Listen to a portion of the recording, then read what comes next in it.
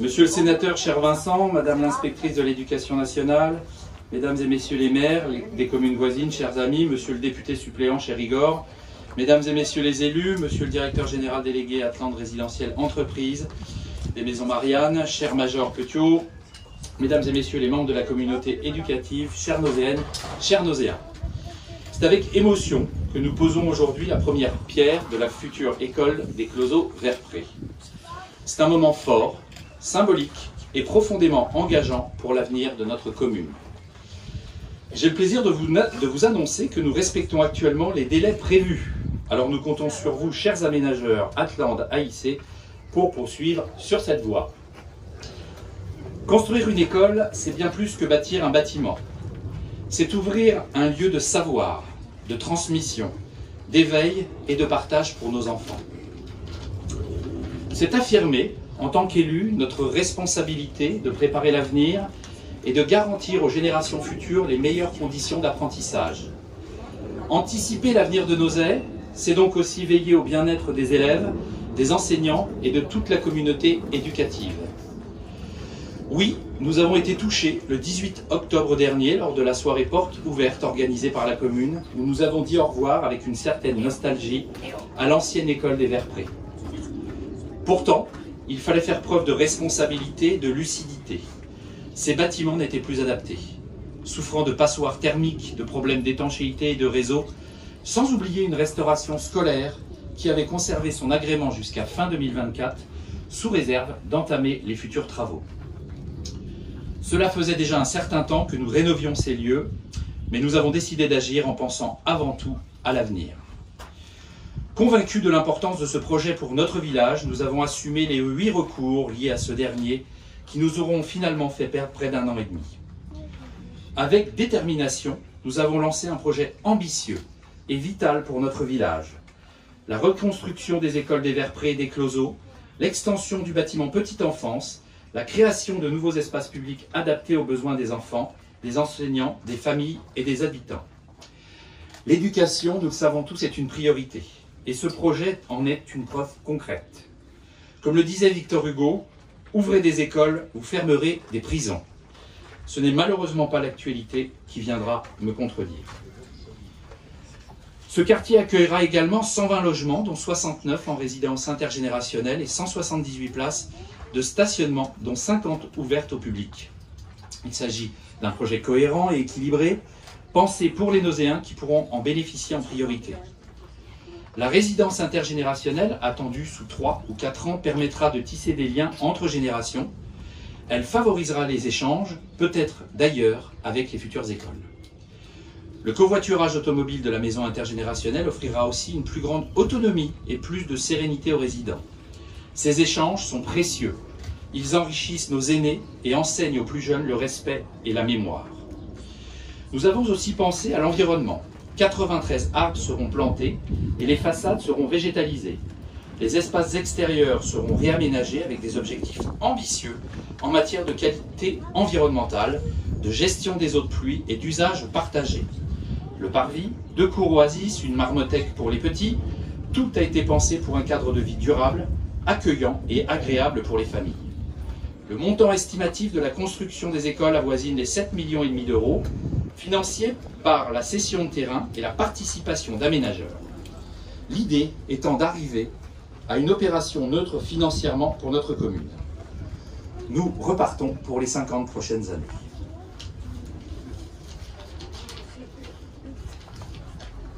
Pendant cette phase transitoire, nous avons tout fait pour garantir de bonnes conditions aux élèves. À l'école des Closeaux, une cour végétalisée provisoire a été mise en place. Sur les conseils de Madame Villers, notre inspectrice de l'Éducation nationale, une entrée dédiée aux maternelles a été créée. À noter que 3 classes ont été entièrement rénovées l'été dernier. Les modulaires qui accueillent actuellement les élèves sont qualitatifs et permettent un enseignement dans les meilleures conditions. Ces réalisations sont le fruit d'un travail collectif et je tiens à remercier tout particulièrement les directrices et enseignantes pour leur implication et leur patience tout au long de ce chantier. Nous le savons, ce n'est pas toujours simple, mais le résultat devrait être à la hauteur des désagréments contextuels. Ce quartier des écoles aura aussi une dimension culturelle. Nous avons voulu intégrer l'art à ce projet. Un avant-goût a été donné par l'artiste Agrumes, accompagné par Quai 36 qui a peint les palissades autour du chantier en illustrant le cycle de vie d'une partie de notre écosystème dans une œuvre sensible intitulée Métamorphose, transformant ce lieu en promenade culturelle, offrant de la gaieté et de la poésie. Nous continuerons dès la rentrée avec les ateliers dans les écoles, si cela nous est permis. Je déplore et condamne évidemment les tags stupides qui ont été apposés à certains endroits des palissades. Ce sont sans doute des actes de personnes en quête de sensations ou d'éventuelles frustrations. La bêtise est malheureusement partout et il faut faire avec. Il est important de rappeler que ce projet intégrant la création d'écoles, de logements, l'extension du centre de loisirs et la mise en place d'un nouveau service de restauration scolaire répond à la fois aux besoins des familles, de nos jeunes, de nos seniors, aux différentes lois comme la loi SRU, aux décrets tertiaires et à l'objectif de modernisation du quartier. En France, de nombreuses lois s'ajoutent sans cesse dans notre galaxie de collectivités territoriales. Le travail de nos services communaux est immense et nous devons, avec les moyens dont nous disposons, faire face aux exigences législatives. Alors je profite de ta présence, cher Vincent, pour adresser ce message à nos parlementaires, celle d'Igor aussi bien sûr. Je sais que ce sujet te tient à cœur, notamment au Sénat, où tu as proposé dans le cadre de ta loi Balai 3 de supprimer 2 textes législatifs à chaque nouvelle loi adoptée. Merci pour cet engagement et je t'encourage vivement à poursuivre tes efforts, car tu le sais, la situation sur le terrain devient de plus en plus complexe. Mais nous avons des ressources à nos ailes. Nous sommes aujourd'hui engagés dans une démarche innovante de transition énergétique en partenariat avec l'entreprise Datacat. Nous étudions la récupération de chaleur pour décarboner tout un quartier. L'objectif, faire de Nozay l'un des premiers villages en France à disposer d'un quartier entièrement décarboné et à terme, décarboner également la future école des Closeaux-Vert-Pré, si cela est techniquement et financièrement possible. Nous y travaillons. Ce projet fut largement concerté avec les riverains, les parents d'élèves, les administrés, notamment dans le cadre d'une enquête publique en 2023.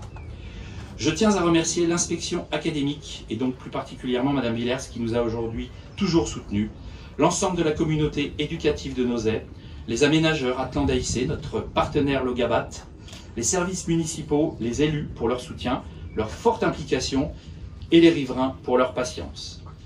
L'ouverture de la nouvelle école est prévue pour septembre 2026 ou janvier 2027, en cas d'imprévu et de possibilité. Ensemble, nous bâtissons bien plus que des bâtiments ici, nous construisons l'avenir de Nozay. Merci à toutes et tous pour votre présence. Vive les écoles, vive Nozay, vive la République et vive la France.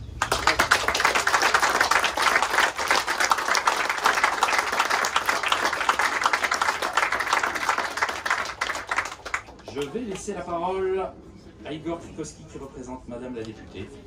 Igor, merci. Merci à Claudie. Monsieur le maire, cher Didier, monsieur le sénateur, cher Vincent, monsieur le maire de Linas, ami et voisin, cher Christian, mesdames et messieurs les élus de Nozay, bien nombreux pour cette belle occasion, mesdames et messieurs, chers Nozayens, chères Nozayennes, je suis très heureux de pouvoir représenter ici notre députée Marie-Pierre Hissin, qui s'excuse de ne pouvoir être présente à l'occasion de cette belle pose de première pierre. Mais le sujet étant suffisamment important, et il n'en est plus important que celui de prendre en charge l'avenir de nos enfants, il était important d'être présent et d'être aux côtés de Nozay en cette jolie journée. C'est toujours un moment particulier, en effet, que d'œuvrer pour les écoles. On ne peut pas œuvrer plus pour l'avenir que par les écoles. C'est toujours un moment spécifique dans une vie municipale. C'est une démonstration de vie. On sait combien nos compagnons, nos camarades maires dans des communes plus isolées, plus petites, se retrouvent à se battre pour conserver une école, pour conserver une classe, pour faire en sorte que l'éducation soit à proximité de la vie. Parce qu'une ville qui perd ses écoles, c'est une ville qui perd ses vies. Les gens partent, quittent ce cocon pourtant qui peut être si attachant, si familial, parce que derrière il n'y a pas de possibilité de bon développement pour nos enfants. Ils resteront toujours notre priorité. De notre secteur d'ailleurs, nous le savons bien, le choix de résidence de nos nouveaux arrivants, et ils sont nombreux dans la région parisienne, et notamment dans notre secteur, c'est notamment par la qualité qui est liée à l'éducation. Ici, je rends réellement un hommage à l'ensemble des équipes éducatives dans l'intégralité du dispositif de l'éducation nationale. Et ça part de la toute petite enfance, bien évidemment, jusqu'au secondaire, qui est extrêmement important ici chez nous. Et de ce fait, c'est un travail partenarial entre les collectivités, l'État, par les équipes éducatives, qui est nécessaire. Et donc, nous, dans ce rôle qui est celui des collectivités, pouvoir les accompagner en faisant les investissements nécessaires, les investissements les plus pérennes, ceux qui vont permettre d'offrir les meilleures conditions d'éducation aux enfants, c'est toujours là une opportunité qu'il nous faut saisir. Et je vois que l'équipe de Nozay s'en est saisie vigoureusement ici, et en ayant en plus un objectif de neutralité sur les comptes de la ville, et c'est particulièrement louable.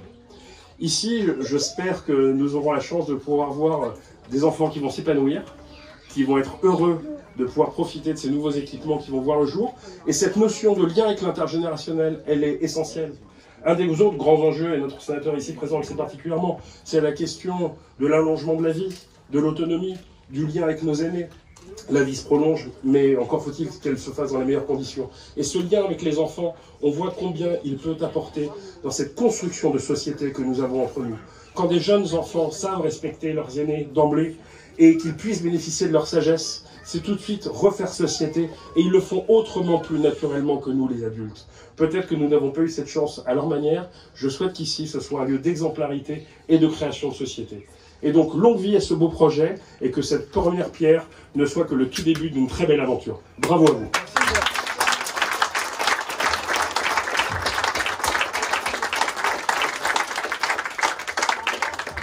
Alors, je vais appeler M. Romain Crépel, directeur général délégué d'Atlante résidentielle, entreprise et maison Marianne.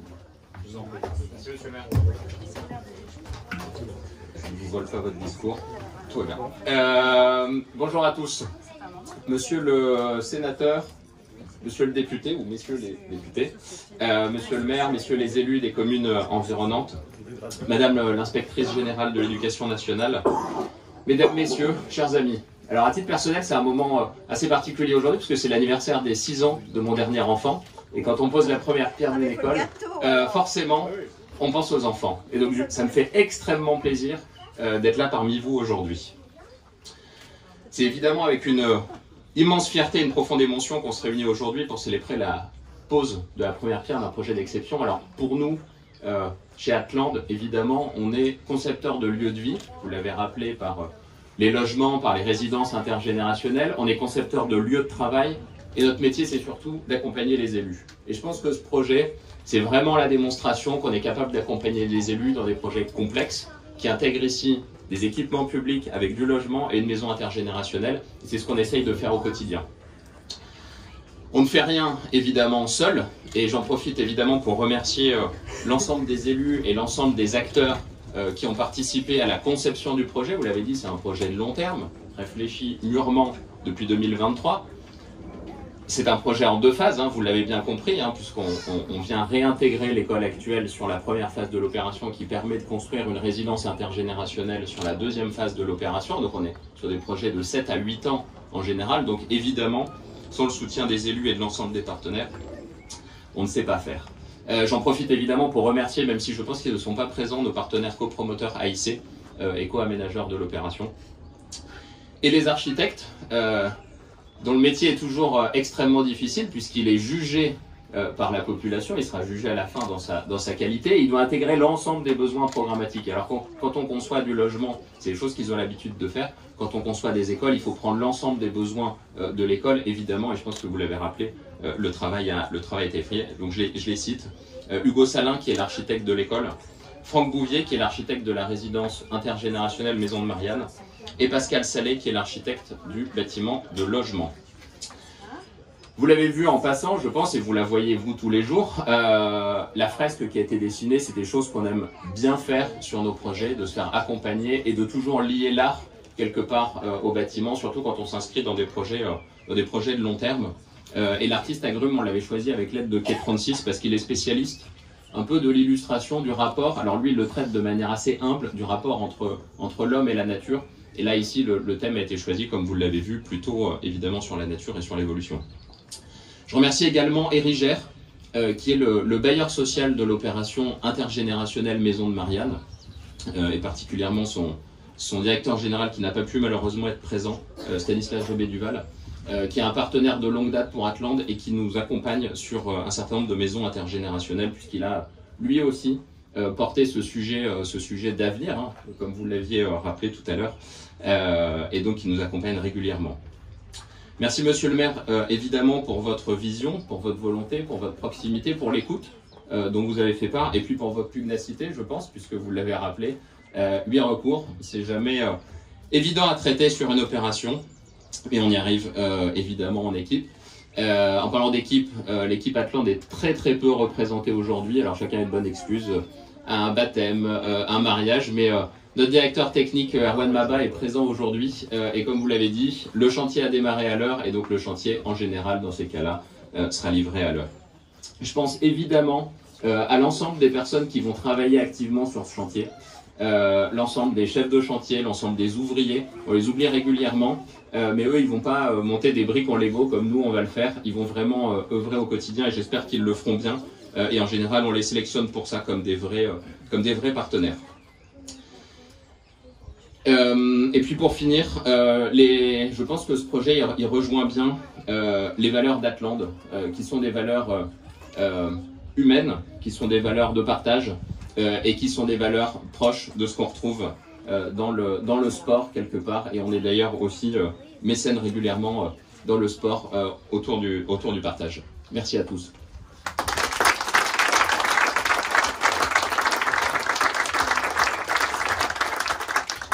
Je vais appeler Dominique Villers, l'inspectrice de l'éducation nationale.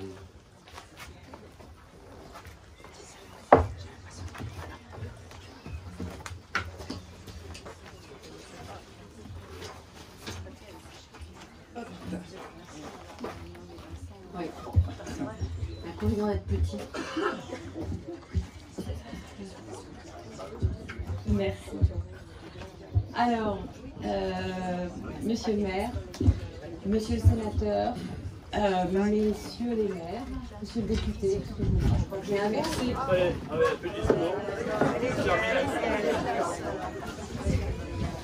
Ça c'est à vous, j'ai reconnu le peu. Je crois que j'ai inversé les ordres. Vous voulez bien m'en excuser. Mais comme je disais à monsieur le maire hier, l'exercice du discours est un exercice dont je ne suis pas particulièrement friande. Et d'autant que quand on passe à la fin, monsieur le maire a déjà dit beaucoup de choses de ce que j'aurais aimé dire, voilà, je m'y plie quand même bien volontiers, et je m'y plie d'autant plus volontiers que je tiens d'abord à remercier monsieur le maire et ses équipes, parce que à tout moment nous avons eu un partenariat exemplaire, et j'espère que nous allons continuer à l'avoir, bien évidemment. C'est un partenariat exemplaire qui existe sur la commune de Nozay entre l'éducation nationale et la municipalité. Les équipes enseignantes et moi-même, nous avons été associés dès le début à chaque étape du projet.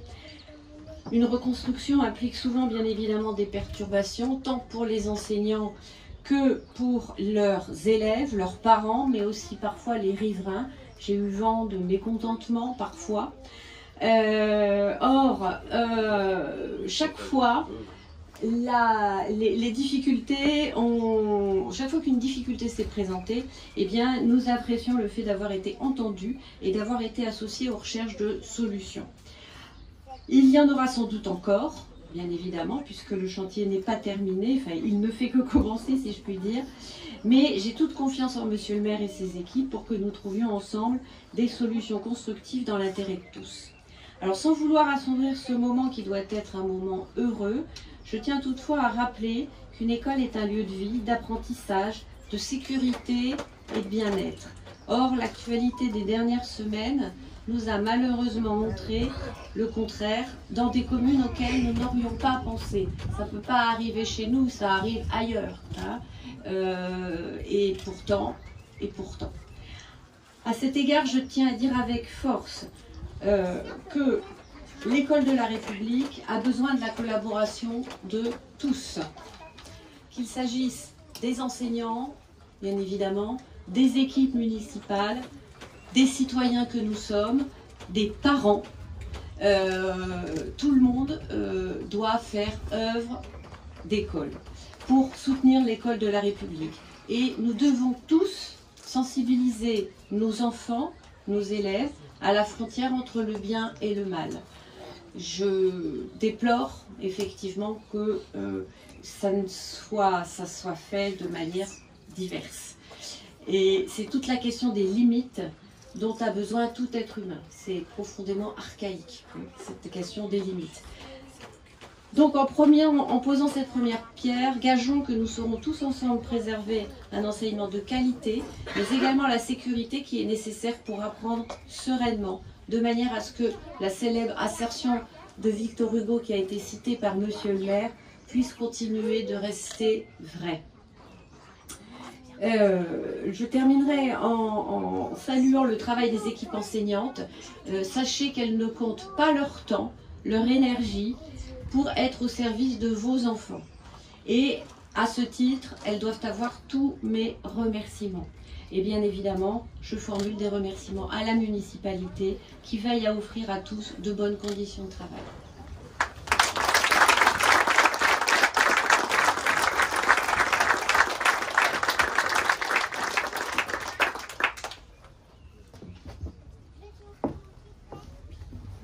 Et enfin, parce que nos parlementaires savent synthétiser, j'appelle M. Vincent Delahaye, sénateur.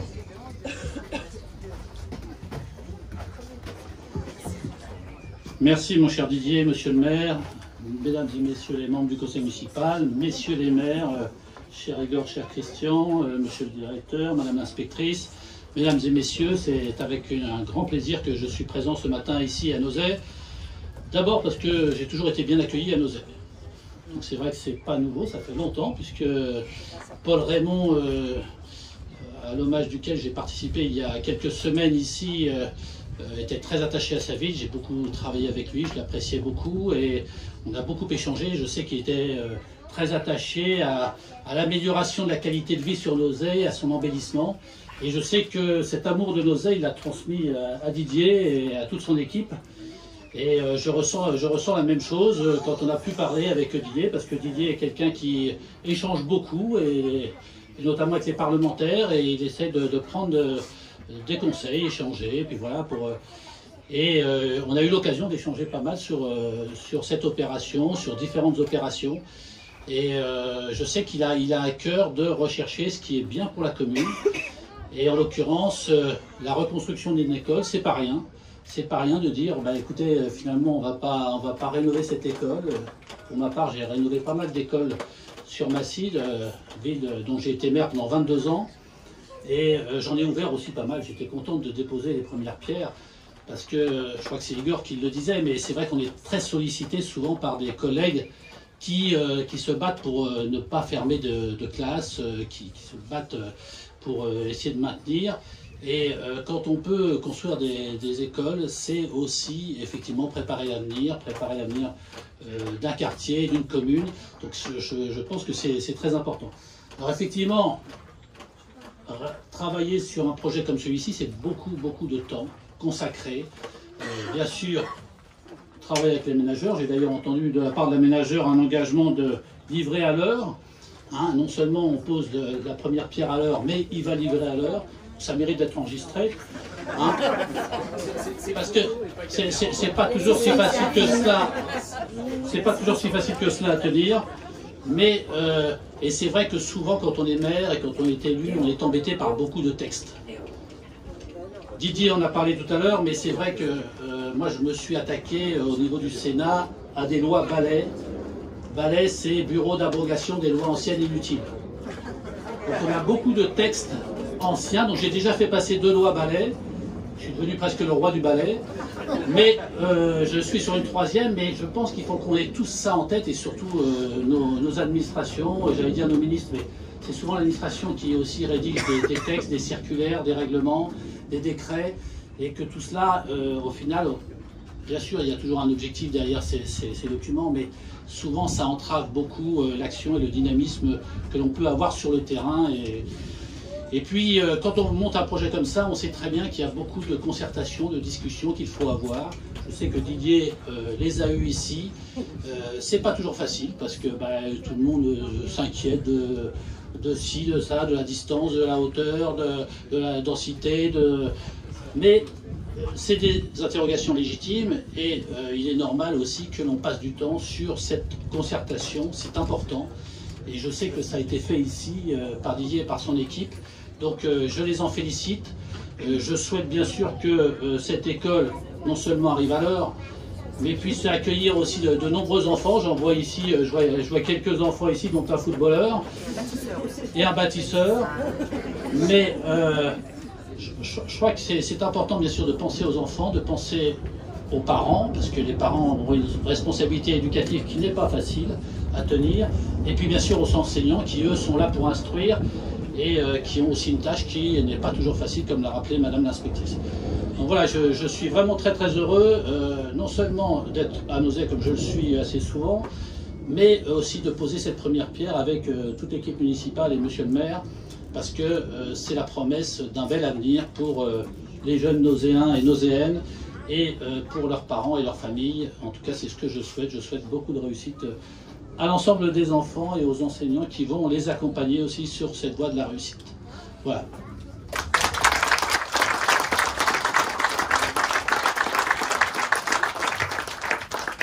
Merci Monsieur le Sénateur. Je voulais remercier aussi mon ami Christian Lardière qui est présent ici, maire de Lina, qui a déjà essuyé bon nombre de choses. J'ai pas de discours. C'est ça qui est bien.